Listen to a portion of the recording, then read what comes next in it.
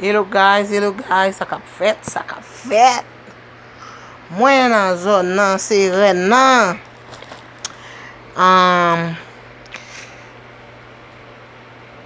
Mgen ti kasa ou pou vand, right? Yo pa chè, ok? Ti kas Bluetooth.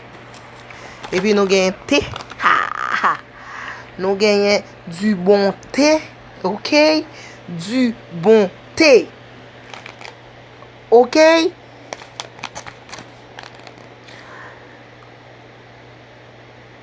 Ou dans combien de jours aujourd'hui? Ti ventou ap gete pla? 14 jours. Ou ap désintoxiquer ou li la. Ba mwen ba petit moun. Oui. So guys, te yo fek tombe la, ok?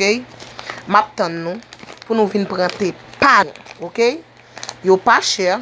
Just relem sou gen WhatsApp mwen, sou pa gen WhatsApp mwen, kontaktem sou Facebook et puis nap négocier pour vin fait ti vente plat. Nou konnen mesdames trop graisse nan vente pas à la mode encore. Ou besoin sexy pour ti robe la chita bien sou, pour ti jupe qui rive en bas qui a bien chita sou, pour vente pas à la mode encore. Moi même pas maintenant, je commence descendre ni, OK, avec même test. So tem ni mode encore et puis m'di bon acheter plus j'en nou ka wè pour m'ka vendre moun qui te dans même état avec moi. Moi t'es vraiment gros ti moun l'aime fin faire bébé. M'gen voye montrer nou yon photo vente moi qui j'en teye et qui j'en vente moi kounya, right? So guys, attend nous, OK? M'attend nous, c'est un bon, OK? Depuis c'est fat li tiye sa yo. Li vraiment rapide. L'aime te commencé, m'pat même pour 14 jours même. M'pat même pour 14 jours.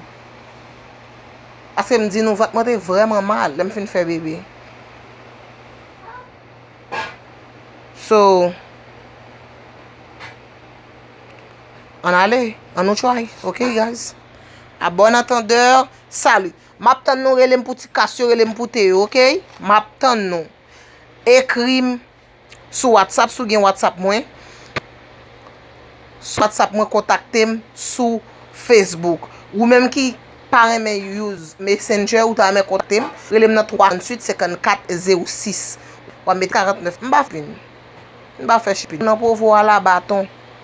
M'ba ko ka faire shipping.